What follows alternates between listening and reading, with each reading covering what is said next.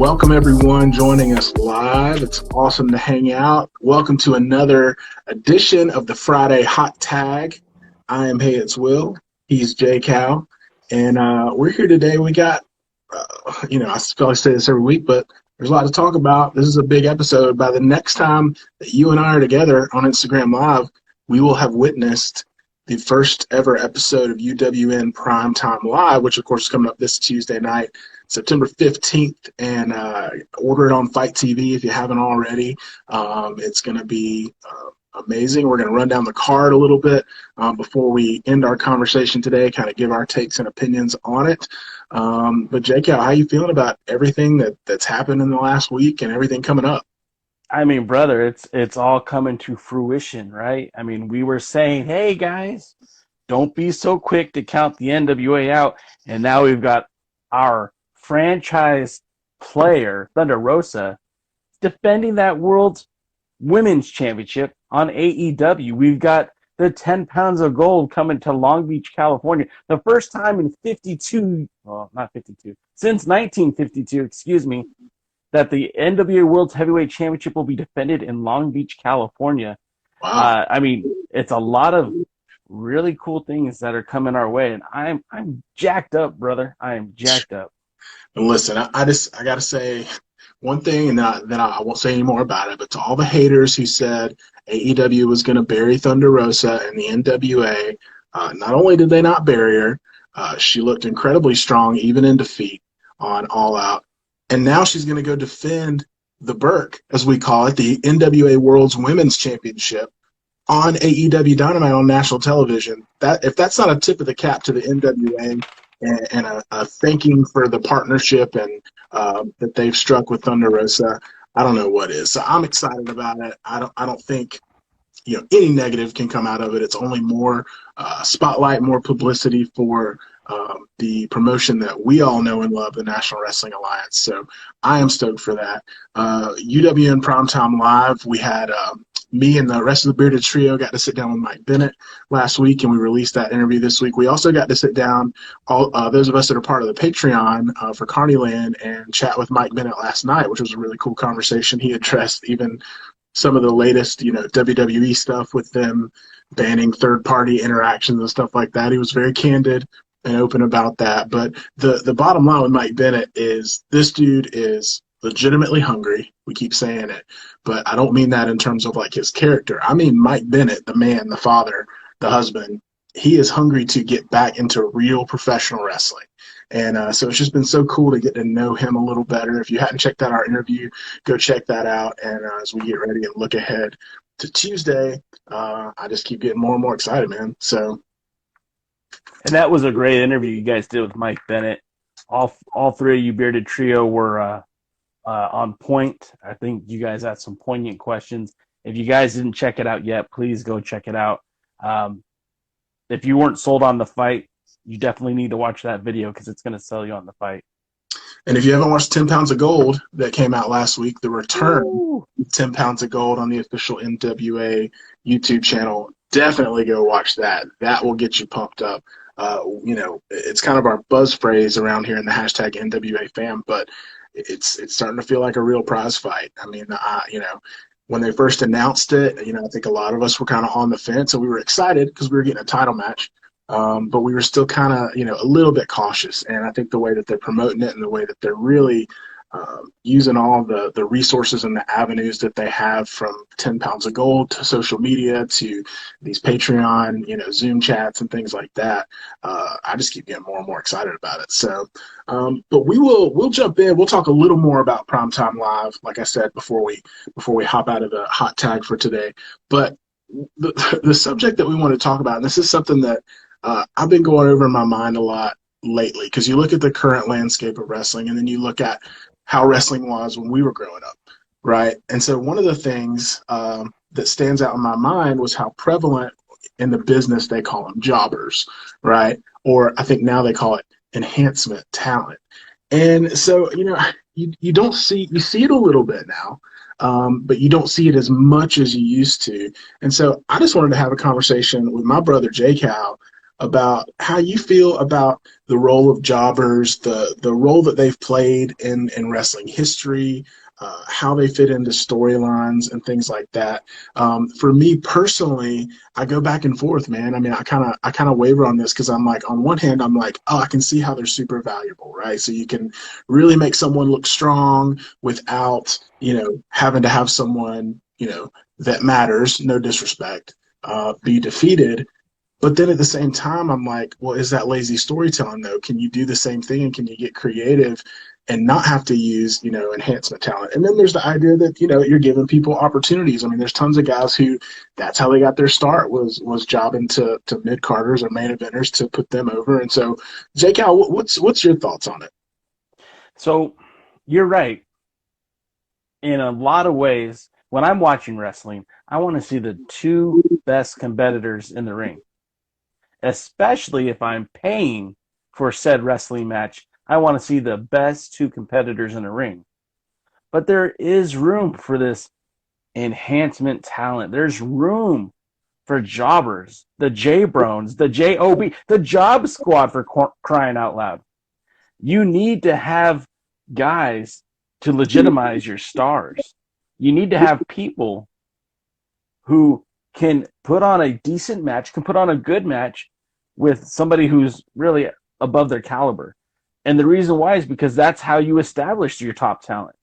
If every single time in NWA Power, if Eli Drake was wrestling against Trevor Murdoch or James Storm or Aaron Stevens, you don't really get to see how great of a competitor Eli Drake is until you put him in that squash match when he's beating up Caleb Conley or beating up D-Man Parker.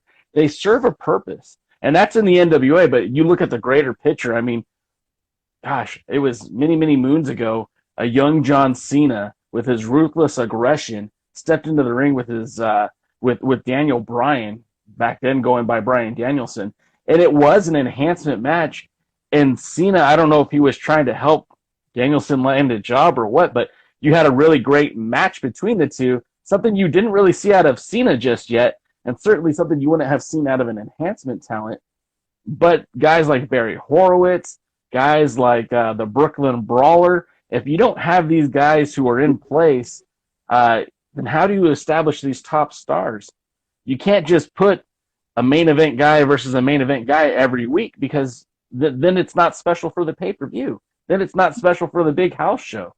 So you got to have these talents in place to make, to be valuable. Mm-hmm. Yeah, and I remember when I was a kid growing up, I went to a WCW house show, and it was here in South Carolina at the Anderson Civic Center, a couple of towns over.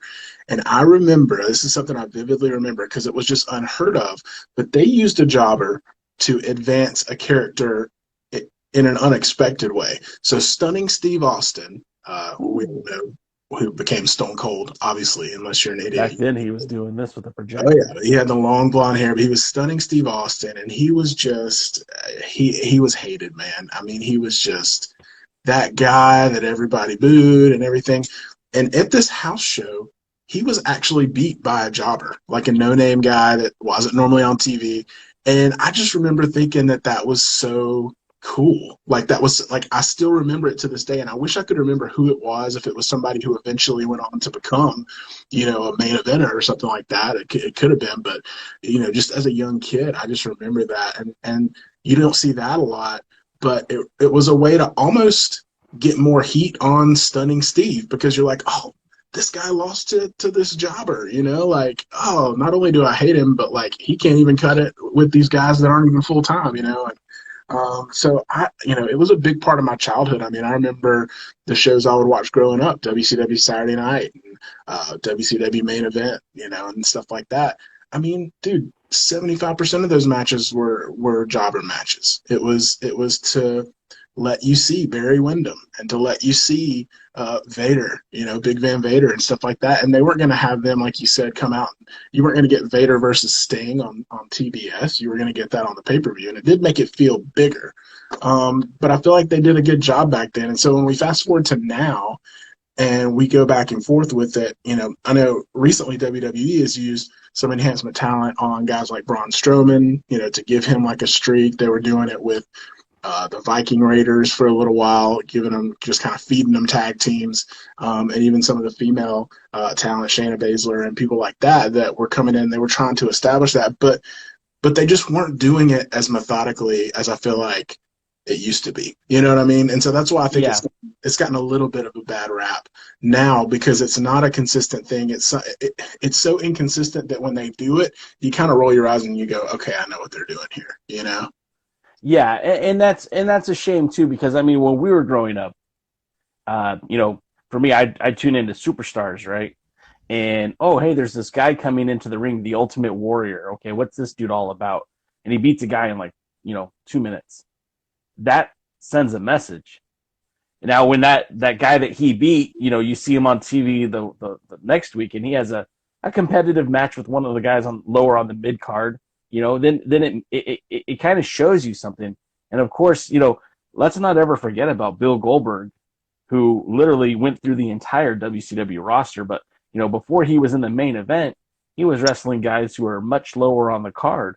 It started off with a feud with Mongo McMichaels, for crying out loud, and then built up. I was there at the Cox Arena in San Diego when Goldberg stole Mongo's ring, and that's how they started that feud off. His NFL Super Bowl ring. That's how they started that feud off. But it built up. I mean, it was first Mongo, and then it was Hugh Morris, and then Steven Regal, and it would just kind of built up and built up and built up. It didn't happen overnight. And he didn't become the star overnight because he had to start going through guys. And then, and then they would send out, the clown car of J-Brones, and he would just beat these guys in seconds instead of minutes. But that's how they built him up. And it's carried with him. It still carries with him today, because everybody who was watching wrestling at that time still remembers him just literally plowing through that WCW roster. And I definitely see the advantages of doing stuff like that today. Whether or not it's done the right way, I can't really speak to that. But it is something that is a valuable tool that all promoters should be using. Yeah. Do you think that the NWA specifically should utilize it more? I mean, you look at our roster, and, I think the struggle was when we had Power, it was just 1 hour, you know what I mean? And so there wasn't a whole lot of time. And there was some matches, to your point, that were like that. I mean, I remember, I think it was the first episode, Eli Drake and Caleb Conley. And, I wouldn't call Caleb Conley a jobber by any means. He holds gold, tag team gold in the indie promotions. But, that match was clearly set up to have Eli get a win on television, and so that's one way to go about it. And I don't think they buried Caleb Conley by any means. It was a great match, and he put on a great performance. But do you think the NWA should do that a little more with their talent, so that you can have that visual of like a Trevor Murdoch just plowing through the competition a few times, and then kind of validating him as like the tough guy that we know he is? But you know what I'm saying? Well, I think they kind of did that. And, again, I don't want to disrespect Caleb Conley in any way, but there was certainly a job that he was there to do. He, along with C.W. Anderson, along with Josephus, there were a couple of guys on the first card whose names I can't even recall, but they were there to get the other talent over. That's what they were there for. And if you want to call them jobbers, enhancement, whatever. I think the NWA actually utilized that as a pretty good strategy. And I think, especially when it comes to a show like Power, because there is no pay window, right?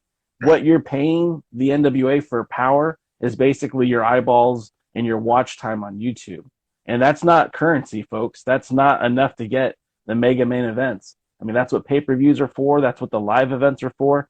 So I think the NWA did an adequate job of doing that, of using that jobber type role, that enhancement type role, whatever you want to call it. Because, I mean, look, again, Caleb Conley is a great talent. Dan Parker is a great talent. But they had a specific role that they were filling when they were in Power. And that doesn't mean that, and that's the thing, too, about enhancement talents and jobbers, whatever you want to call them. It doesn't mean that they can't rise above that, too. Because we've seen that in the past as well, where talents, Barry Horowitz, is the first name that comes to mind, end up taking that next step when they can start getting the crowd to react to them. Josephus was more or less taken off of TV, and then we get this guy, the question mark, who we think is, he looks like a jobber. We think he's going to be a jobber, and he ends up stealing the show. It's incredible what a live crowd reaction can do for a talent. Absolutely. I want to get to some comments here in the chat. I'm trying to make sure we include everyone. Thanks to everyone who's hanging out. Dave Scooby, so much NWA talent or NWA content. I love it. Hey, good afternoon, Ryan Romano. Let's see. Chris Drummond says, who do you consider top tier stars in the NWA, and who do you feel are the mid tier? What's your thoughts on that? Well, top tier obviously is Strictly Business. The top tier is definitely Eli Drake and James Storm. I think that's your top tier right now. You can kind of count Tim Storm in that conversation as well. But then I think right below that is your middle tier, and that's your Aaron Stevens, your question mark, your Trevor Murdoch. Unfortunately he's gone, but your Ricky Starks, the Rock and Roll Express, Eddie Kingston, although now he's gone. Of course, we're going to see a different NWA power when it eventually comes, because a lot of this talent is just different. Also, don't want to forget, Thunder Rosa is the franchise player of that show, maybe the franchise player of the NWA brand. She is power. So I don't want to leave her off that list of the top names. And of course, Allison Kay would also fit that role as well, where Marty Bell is certainly underneath that. Tasha Steeles is gone, and then really the division after those three is just kind of leaves a lot to be desired. Yeah. Well, and it's interesting, part of professional wrestling and part of the appeal and the entertainment is seeing those people jump from tier to tier, and that's part of the storytelling. So, we don't mean any disrespect at all by saying, this person's a mid-tier talent, because, literally 6 months from now, they could be in a heavyweight championship match and be top tier, So that's the beauty of professional wrestling, and the stories, how that can shift and change. But there does seem to be, at every point in time, kind of a clear delineation of like, all right, these are the top tier people, and these are the mid tier, and then possibly enhancement talent, like we're talking about right now. Woo Channel says, I do miss the enhancement talent matches, given the impression that when two main wrestlers actually meet at a house show or a pay-per-view, made it much more crazier. Yeah, I think that's kind of our take on it as well. It's just like, but you compare it to prize fights, right? It's like you're not going to see in a prize fight those two guys go at it at a non-televised event or on a cable show or something like that. You're going to wait until it's on pay-per-view, and that's when the fight's going to go down. That's what, for lack of a better term, brings in the money, brings home the right. So Dave Scooby says, if done correctly, using a jobber can help build up a wrestler. The enhancement talent is someone who can actually wrestle and make themselves and their opponent look good, even in defeat. So, yeah, that's a great take, Scooby. And that's where it gets kind of fuzzy for me. It's like, calling someone a jobber or enhancement talent when they're actually, a skilled, able-bodied wrestler. It takes a lot of talent on both ends, for them to go in there, and as you said, to go in there and they got a job to do, and they do it. They make, whoever's supposed to win look great. And that takes just as much talent as it does to go out there and get a pinfall or a submission. Let's see. One more here. Chris Drummond again says, I'm okay with Rosa working AEW, but to be honest, don't want Aldis as NWA champ on the show. Well, Chris, we don't know if Aldis is ever going to appear on the show. It's always a possibility, but we haven't heard anything, and I don't feel like they're leading to anything with that. I think if anything, because of his position with the NWA and all the effort that he's putting to elevate NWA programming and content and things like that, if anything, we would see somebody possibly from AEW come over and fight on his turf in the NWA. But I don't know even if Nick is, looking to do something, some kind of crossover like Thunder Rosa. JayCal, what do you think about that? I mean, the NWA has really kind of catered to Nick Aldis and has given him the freedom and the flexibility to kind of pick and choose what he wants to do. I mean, let's not forget, before this pandemic hit, he was scheduled to have a defense in Puerto Rico against Carlito, right? He Yep. had other matches scheduled to happen that just didn't happen because of this pandemic. I mean, part of his role as world champion too. Let's not forget, he has such an active hand with NWA Power that every time he wrestles a match out of his territory, out of Tennessee, he is seeing new talent. He's more or less scouting for the NWA. When he faces somebody like Noby Bryant in Richland Hills, Texas, I mean, maybe he'll never be an NWA World Champion, but there might be a spot for Noby Bryant in the National Wrestling Alliance. You know what I mean? Yep. His job is to represent the brand and the title outside of the NWA as well as inside. Now, that doesn't mean he can't go to AEW, but I just don't think there's a need for it, really. The only match we want to see, well, maybe not the only match, but the most desired match that AEW could provide would be Cody versus Nick 3. I don't think we're going to get that anytime soon, especially with Cody on the shelf. So in the meantime, I'm fine with just watching Nick get a few matches here and there on the indies, and I'm more than happy to see Nick defend the 10 pounds of gold in Long Beach, California as part of United Wrestling Network's Primetime Live, which debuts in just a few days, September 15th, Tuesday. That's right. And as we mentioned earlier, head on over to fight.tv and place your order for that. You can get the first episode for, I think it's $7.99 on there, or you can buy a bundle pack with the first 4 episodes for $23.99. So it's a great deal. I mean, we're going to get a lot of wrestling. JayCal, let's get into what we know is on the card for the first show. And we'll kind of start from the bottom and go up. But you sent this to me earlier, and I'll just walk through it and get your take. Some of these you're going to probably be a little more familiar with than I am. We're trying to get now with this UWN NWA crossover. Me and the Bearded Trio are going to intentionally be watching a lot more championship wrestling from Hollywood and trying to get more and more familiar with those guys. We watched the episode from this past week, and it was awesome, super entertaining. I can already, see myself buying into a lot of these guys and becoming fans. So I'm excited to see some crossover potentially there. But we've got Chris Dickinson. We don't know his opponent, but he was one of the first talents that was announced that was going to be on this. And so it makes me think that they've got something at least kind of big planned for him. What do you think about that? I got mixed feelings about that guy. He spent most of his career in the hardcore matches and the jungles on the East Coast. He was literally wrestling against. He had that the gender match against Kimberly, where he gave her that Gonzo bomb on the ring, and it was really nasty. I mean, she took a really bad tumble, but that's not to say that there can't be opportunity there for him. One thing that I know that Marquez is really good at is finding diamonds in the rough.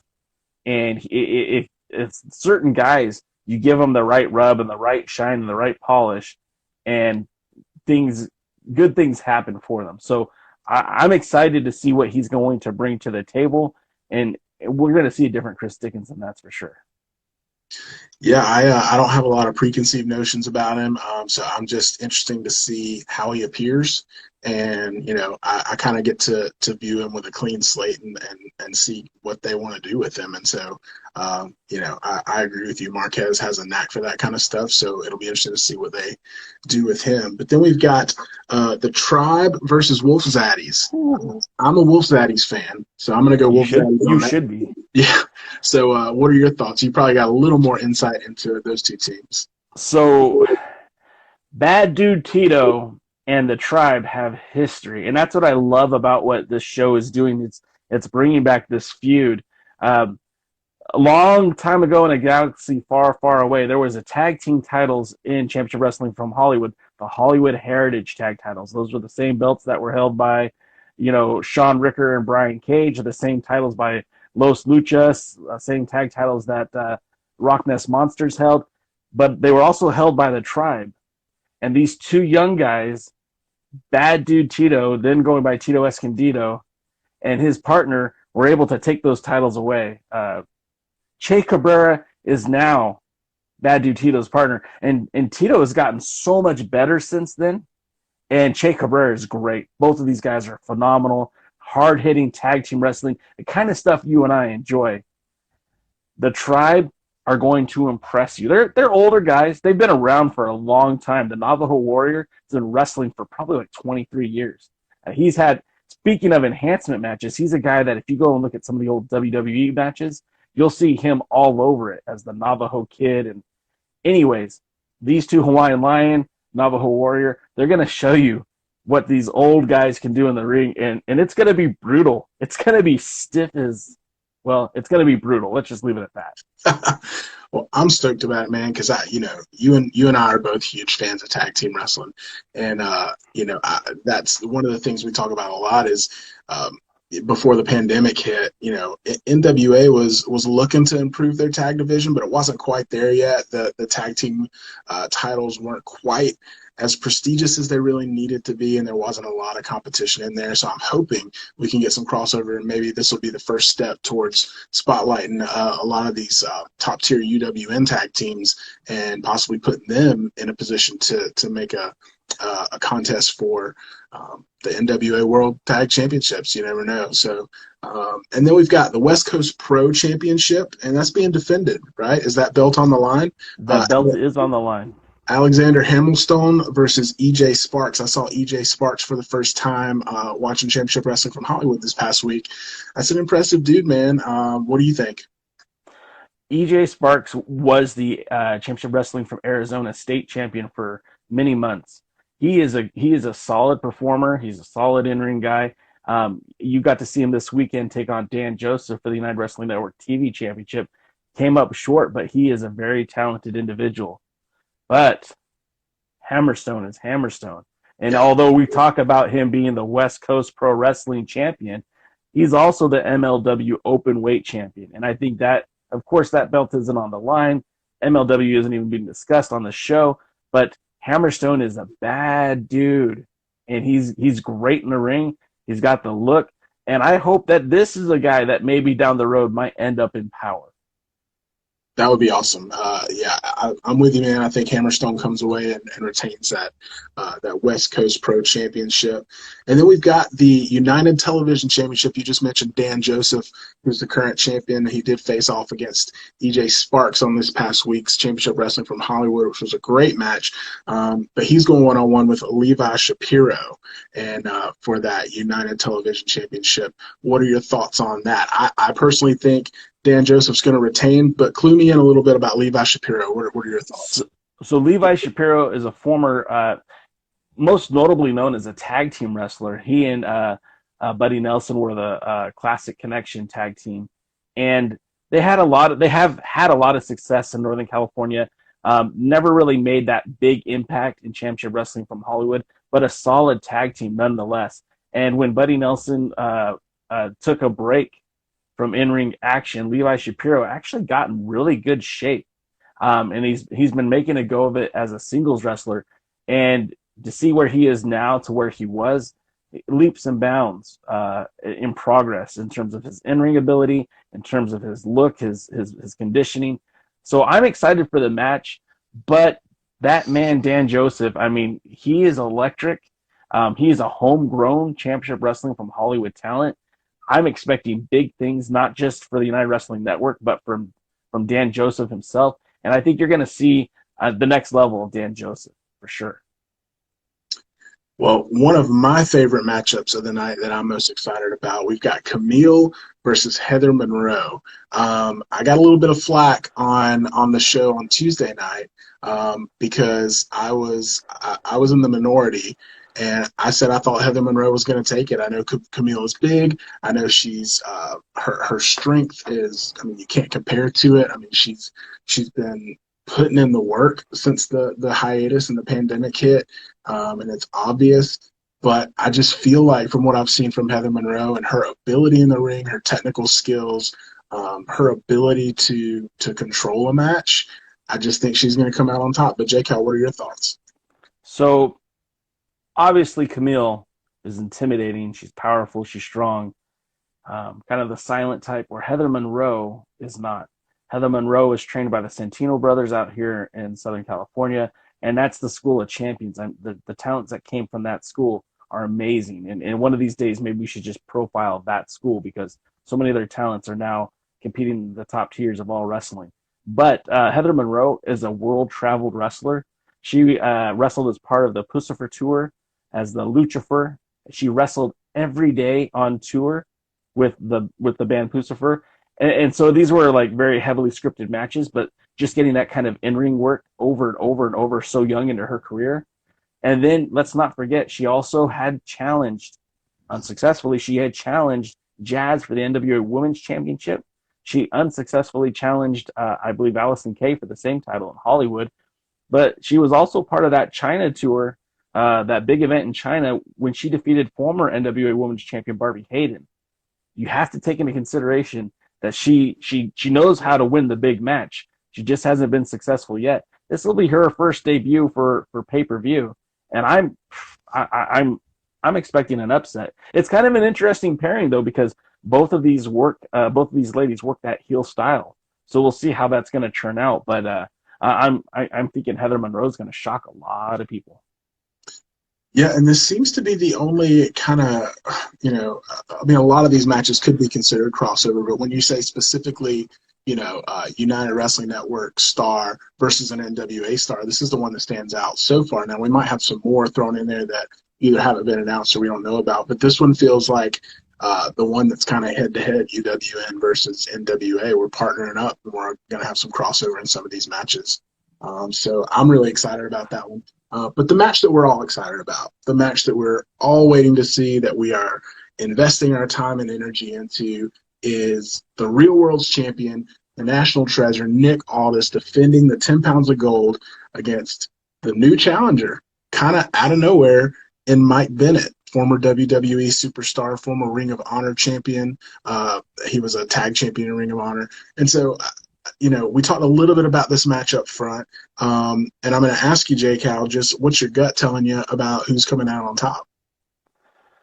So I always like to do my due diligence, and I reach out to people to see who's actually talking to a former NWA World Heavyweight Champion who put Mike Bennett over. And I think we're stalled, so I don't know if you're seeing me or not. But he put Mike Bennett over and talked about how good Bennett is and how much he loved Bennett as a challenger. But I think we all know the writing's on the wall. I mean, we're approaching 700 days. Dr. Robert Stinson will be the first one to tell you this man is not going to lose the title before his 700 days. And he might not ever lose the title. Yeah. Because Nick Aldis is that damn good. But what's going to happen? I mean, Michael Bennett is going to make his name known on Tuesday night. He is going to show up, and he might not walk out with that 10 pounds of gold, but he's going to give Nick Aldis every single thing that he's got. You and I spoke offline when this first match was first announced, and I was not happy. I was disappointed. Michael Bennett's passion, his dedication, his conditioning, his work ethic, his promos, he's got me, man. And I'm rooting for him. But I think we all know that Nick Aldis, he just can't lose. Yeah, especially, I just don't see him the first, big match on television after this hiatus. I can't see Nick not coming out with just the level of intensity that we've seen from him as the NWA World's Heavyweight Champion. And so, I'm with you. I think Nick Aldis retains, but I keep joking with the other guys in that, should we start calling this Aldis versus Bennett 1? Because I don't know if it's going to be the last, win or lose for Mike Bennett. Could it be the first of many matches between the two of them? Maybe he keeps chasing the 10 pounds of gold. And so that's just a thought. I don't know if you're still there. I think your video froze up.